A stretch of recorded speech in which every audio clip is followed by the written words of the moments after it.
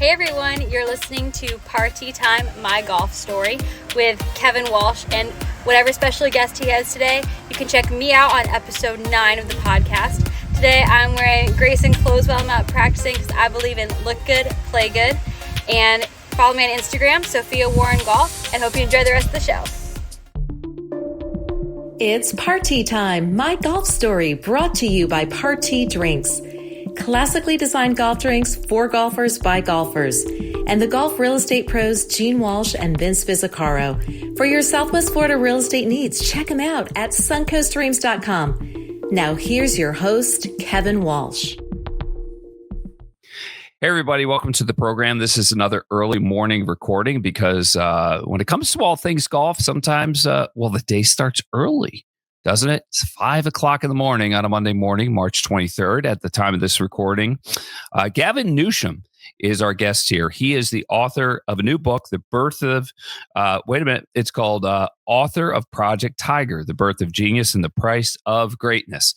If it's a book about Tiger, I'm all in, because if there's a more fascinating person in the world than Tiger, I don't know who that is. There have been many books written about Tiger, and I'm still trying to get to the core of who he is, aside from a great golfer. Endlessly fascinating. He's not the only professional golfer who is fascinating, but he is by far the most fascinating of the bunch. Gavin Newsham is joining us from England. So the time change, that has something to do with the early morning rise. Always enjoying talking about golf and endlessly fascinated by Tiger. Before we go any further, if you have not subscribed to the show, would you do so, please? That helps with the algorithms. It's all about the algorithms, if you don't know that. Most people that watch podcasts and listen to podcasts, they just think, it's just magically there. Somebody just turns on a microphone and starts talking. There's a lot more to it than that, and that's where we need your help. And also, please support our sponsors. Party Golf Drinks. If you're looking for a drink alternative on the golf course, try a Party. I got a whole bookcase of them behind me. Much better than those tired, old, crappy seltzers that you're pretending taste good, but really all you're doing is chasing a buzz on the golf course. May as well have something better. If golf real estate isn't your plans in the future, nobody better than the golf real estate pros at suncoastdreams.com, a division of fine properties in the greater Sarasota area. It is a buyer's market, and the market is hot right now, especially at Lakewood National Golf Club, where this podcast originates from in greater Sarasota. And if all that golf has got you tired out, then check out BioLit Spa in downtown Sarasota. Our girl Karen, my neighbor, has got you taken care of. All right, so let's bring Gavin Newsham on board here right now. Gavin, what's going on? I see the sun peeking through the windows at your house. Where in the UK are you joining us from, buddy? Hi there, Kevin. I'm joining you from Brighton, which is about an hour south of London on the coast. And I think today is one of those rare days in the UK where we actually have sunshine. I think we get them once every 4 or 5 years. So, you've lucked out really there, I think. Yeah. Well, we have 300 days of sunshine here in Florida. When I moved here a couple of years ago, I just thought that was a marketing campaign. I thought it was BS and everything. And until I'm here, and a cloudy day is an absolute tragedy. So, but we're not going to see the sun for another couple hours because it's so early in the morning here. Exactly. Yeah. So your name, it's a little mistaken identity. What's going on? Who are you being compared to, and what's been the impact on your life? Well, often, increasingly, compared to Gavin Newsham, the governor of California, which I suspect is only going to get worse if he does run for president at some stage and gets the Democratic nomination. But I get blamed for a lot online. I get blamed for all sorts from spending too much on homelessness, for banning gas cars. Every policy that he puts forward, I invariably get some kind of social media response blaming me, erroneously, as it were, I should add. So I get mixed up quite a lot, and it's a little tiresome, to be honest. Well, let's see if we can find something else they can blame on you in talking about Tiger. So first of all, congratulations on your book, Project Tiger, The Birth of Genius and the Price of Greatness. Tell me this. Let's just go right to the heart of the matter. What's been the response from Tiger and his people? Nothing yet, because it only came out last Tuesday, Wednesday. So nothing as yet. I dare say we're gonna hear something sooner or later. Invariably do through various channels. So yeah, fingers crossed he likes it. I'm guessing he won't, but he's quite a guarded guy these days. So I suspect you won't hear much from the man himself, but you might through various people in his inner circle, as it were. I think, yeah. Why do you think he is that way? I mean, I'm sure we're going to get into it. Some of the things that maybe he's not exactly proud of. He doesn't want to get out being public and everything. But don't you think if he were a little more approachable by the media? And I wonder about your past dealings with him. What's he been like? I mean, did you reach out for the book, or did you know he'd say no anyway, and you just kind of moved on and did what you had to do?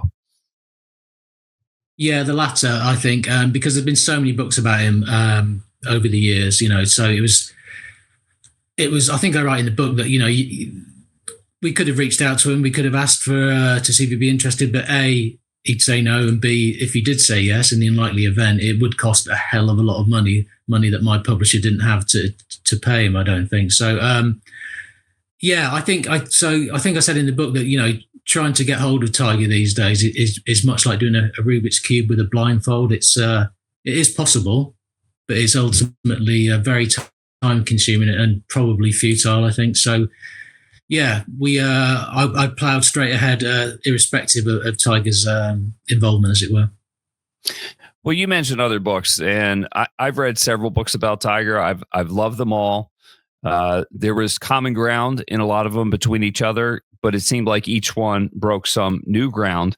I particularly think about two books. The one written by Hughes Norton, Tiger's former agent, who I know you talk about in your book about being unceremoniously, and I would say unprofessionally, dumped by Tiger. There's a way to break up properly in personal relationships, professional relationships. And I also think of Armin Katayan and Jeff Benedict's book, in which they set up front, they're rehashing old stories, old narratives that you've talked about, and they were just going to dive deeper and peel back more layers of the onion. What was your entry point into the book, and where did it go from there? So it was actually Hughes Norton. I interviewed him for the New York Post feature when his book came out, and I've been toying around with this idea for a couple of years. I think in the lead up to Tiger's 50th birthday, which I thought was a good opportunity, a good hook, but also the fact that it's 30 years this summer since he turned pro as well. And I thought, well, let's go back to that point and further back. And I thought that in terms of books, as you said, there's a gazillion books about Tiger Woods. You take your pick, but there's never been one that concentrated purely on his childhood, his college career, and his amateur career, all of which are fascinating times in his life, and also reveal the kind of player and person he was becoming, I think, which we could see later in his life after he turned pro and became the global phenomenon that we know today. When I look at Tiger, I see a person that doesn't have joy in his life. And I kind of get it, but I really don't get it, because it would seem that he has everything. He has success. He has fame. He has money. But he just has this look on his face. And there have been problems with his life, problems with addiction, which he later owned, being arrested, the accident. We could go on and on. And it reminds me in a similar way, but a different way, former New England Patriots head coach Bill Belichick. Same thing. It's like, where's the joy in his life? Tell me, is there some joy that I'm just not seeing? I think there is. I think it's a really good point, Kevin, because I think I mentioned in the epilogue in the book that ever since everything that happened in 2009 onwards, and the various things, the DUI, the car crash, there's a certain sadness about the guy, and I find that really, really heartbreaking in a way, given, like you say, he had everything, and he's, in my view anyway, the greatest player that's ever lived. I think the joy in his life now, though, comes from is probably with his relationship with his kids, with Sam and Charlie, because they're that survived everything that happened in his marriage, in his first, to Erin is Ellen is incredible. I mean, he seems to have learned a lot from his own relationship with his dad about what not to do maybe with Charlie, because he's obviously a very talented golfer himself, and just letting him go about things with a bit more freedom than his parents ever did with him. So I think that the joy there is seeing his kids grow and develop with a kind of freedom, if that's possible, having one of the most famous people in the world as your dad, but to do that on their own terms. So I think there's happiness to be found there. So let's talk about Earl, because I sometimes think that there are some misconceptions about that they were very, very close. They may have been, but in some ways it seemed like there was a lot of tension and friction to that. Am I right about that? And maybe you can just shed some perspective on what their relationship was from the beginning, and then how it evolved as Tiger grew into a man. Yeah, I think so. So I think by the time Tiger gets to high school at Western High, his dad's pretty much mapped out where Tiger's going, and Tiger's all in. He's in for the ride and everything. But as he gets older and Tiger's celebrity, for want of a better word, grows, because even when he gets to Stanford, he's a celebrity at Stanford amongst all these incredibly gifted people. He's the guy. He's the guy on campus giving out autographs on his way to classes, But I think the thing with Tiger and Earl is that it was Earl's hyperbole. Yes, he was the ultimate Svengali, if you like, but all these grand and pronouncements that he made about what Tiger would do, not just in the world of pro golf, but beyond, comparing him to Gandhi and things like this. I think that was a source of acute embarrassment for Tiger. I really do. And also, in a way, I think that what gets back to what we said earlier about the media, maybe put his guard up against the media, because he has to answer questions about his dad and what he said all the time. So I think there's a link there. There's definitely a link there. And I think that, Earl's verbosity is something that Tiger really, really cringed about, I think, yeah. Well, Earl you mentioned hyperbole in the media, and Earl would put out there things that sounded ridiculous. You mentioned the Gandhi thing. There were many other things. Earl told a lot of stories about racism toward Tiger. I know you touch on that subject. So I ask you this question with a bit of a caveat, because in Jeff Benedict and Armin Katayan's book, they question that maybe there wasn't as much truth to profound racism. Tiger's claims that he couldn't play golf at certain places. And what they said was they never named names. They never named places. And for some, it's hard to imagine that there's a place that Tiger couldn't go, because it seems like Tiger should be able to go everywhere that he wants in the world, because everybody knows him. And I think most people love him. Your thoughts on that? Yeah, I think he undoubtedly suffered racism. I mean, let's not beat around the bush here. He did. I mean, even at his home club, his dad's home club, the Navy Club, near their home in Cyprus, Tiger wasn't allowed to play there because they said he was too young. And even though there were white kids playing there, they were younger than him. So when he wanted to bring his US Junior Amateur trophy in to show the members, they wouldn't let him. They weren't interested, And so I interviewed Joe Groman, who was the assistant pro there, who kind of took Tiger and Earl under his wing, because he could see what was happening. And he used to give Tiger, free balls, a free round, maybe, throw him some keys to a golf cart every now and then, without paying. But even then, the management found out and insisted that Tiger had receipts for everything that he paid for all the time, even though they had the greatest young golfer of his generation at their club, which would have been the greatest thing for any golf club, I think. Didn't matter. And it was that eventually it was the thing that broke the straw that broke the camel's back, because that's why Tiger just left in the end when he was about 16, just before he won his second US Junior. Yeah. Gavin Newsham is our guest here. He is the author of Project Tiger, The Birth of Genius and the Price of Greatness, joining us from the United Kingdom in a little bit south of London. Tell me this, how is Tiger spending his days right now? That's a bit of a mystery as well. We wonder, at the time of this recording, we're a couple of weeks short of the Masters. what's going on there, what's going on with the Senior PGA Tour, now called the Champions Tour, and what's a typical day in his life? I don't know, but I want to know. Yeah, well, so do I. I mean, because this is the thing, because, he's been asked about captaining the Ryder Cup team next time around in Ireland, and just saying, "Oh, I'm too busy," at the moment to make a commitment to that kind of thing. I think, well, why? What are you doing? You're not playing golf. It's what do you do? What do you do all day?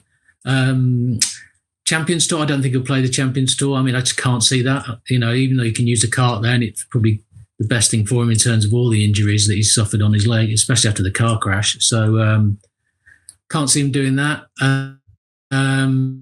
He's got his TGL golf thing, I suppose. He's involved with that, with the sort of thing that he's done with Rory, which again looks fun, but again, he never looks happy even in that, does he? He never looks like he's having a whale of a time. He's a complex individual, and I think what is interesting is that everybody in the golf world is just desperate to have him back in some shape or form, because he's still, whatever you think of all the players at the moment, Scheffler, amazing, Rory, amazing story as well, but there's never been anybody like Tiger, not in my lifetime anyway. Maybe tail end of Jack when I was younger, but yeah, he's still the biggest draw in golf, I think, and that's the fact that people are so desperate to see him come back is just testament to that, I think. So you talked. We know Earl was an overbearing parent and had this plan for Tiger, and you wonder whose life Tiger was living. Was he living his own, or was he living Earl's? And then there's Charlie, whose rise is. It really seems like he's reaching a peak. He's committed to Florida State, and so you kind of hinted at it that it's different for Charlie's upbringing than it was for Tiger's, which I think is a good thing.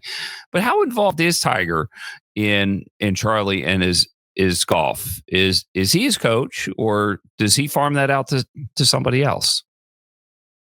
I think he's ad hoc impromptu coach. I mean, who better to go to if you need a bit of advice on the grip or a particular shot you're trying to play? Because Tiger had every shot in the bag, didn't he? He really did. So, yeah, I mean, Charlie will go off to college and he'll be fine. He'll probably win events, but big shoes to fill, really big shoes to fill. And that can't be easy. It really can't be easy for Charlie. I mean, how he draws a line between doing something that he clearly loves, enjoys, and is talented at, but then living under that expectation and living under that, that burden of expectation can't be easy. So it'll be interesting to see how he develops over the next few years and whether he finally decides to turn pro himself. I don't know. Yeah. And no question. I think of the Nicholas children when I think of Charlie, and when Jack was number one. And I think of Gary, who I played college golf against. I played at Purdue. He was at Ohio State. And in addition to being the son of who was the greatest player at that time, some say still is. I'm not sure. That's an argument for another time. But Gary had the likeness of his dad. He looked so much like his dad, and you could almost see the pressure on his face. Funny stuff. I always find sneaking on golf courses endlessly fascinating and entertaining. Cypress Point? What happened here?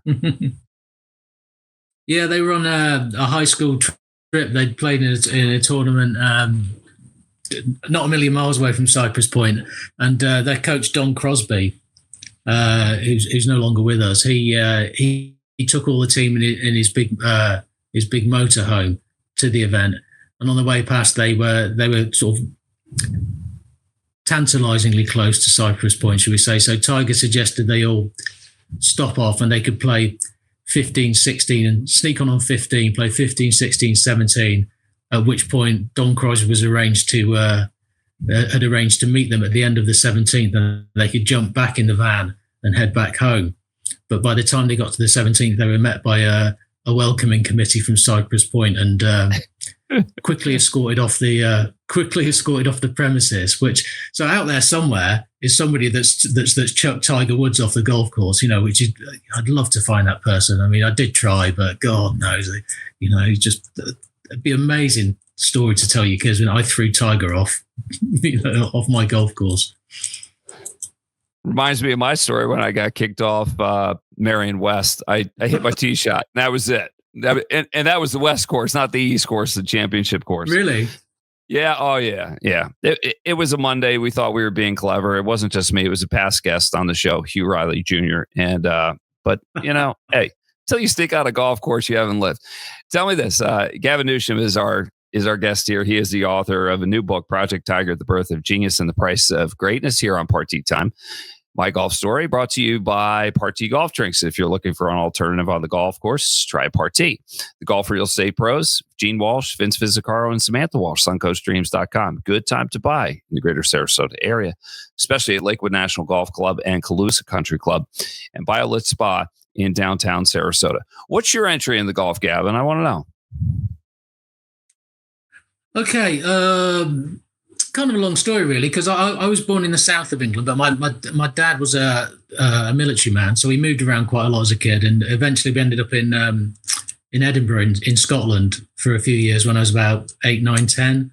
So there was a big field behind my house, and a friend of mine found an old 4-iron which had like a hose pipe on the grip, and so we went out endlessly with a few balls, just thrashing golf balls around on this field, endangering neighbours' houses and things. And from that point, I've never looked, I was going to say back, but I've never looked forward, really, given my golf game. But so that was it. And from then on, love-hate relationship with the game.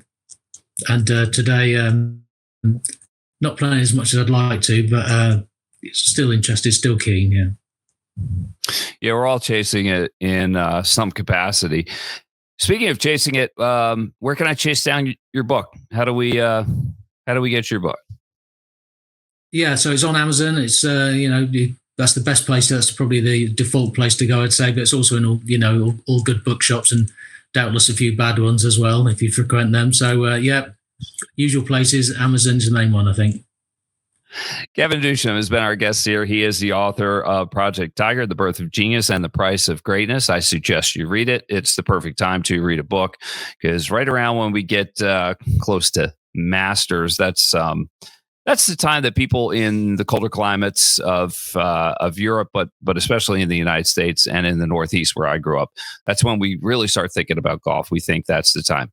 Gavin, I wish you all the best. I hope you can avoid all the people that are Gavin Newsham bashers and everything. And well, maybe we've given somebody else some more material, and that'll be a proper distraction. All right. Oh yeah, I might be deluged with people now, though, Kevin. That's the problem, Well, all publicity is good publicity, I mean, sometimes you got to stir it up a little. Hey, listen, don't be a stranger. Come on back. We'd love to have you. And thanks for the time and getting up nice and early for me. And I wish you a great day ahead. All right. Thanks, Kevin. Really appreciate it. Gavin Newsham, our guest here, author of Project Tiger, The Birth of Genius. Big thanks to Party Golf Drinks. If you're looking for an alternative on the golf course, try a Party. Also, BioLit Spa in downtown Sarasota, and the Golf Real Estate Pros of Gene Walsh, Vince Vizzacaro, and Samantha Walsh, suncoastdreams.com, division of fine properties. For Gavin Newsham, I'm Kevin Walsh. We'll see you again next time on Party Time, My Golf Story. You've been listening to It's Party Time, My Golf Story, brought to you by Party Drinks. Classically designed golf drinks for golfers by golfers, and the Golf Real Estate Pros Gene Walsh and Vince Vizzacaro. For your Southwest Florida real estate needs, check them out at suncoastdreams.com or call 941-220-4000.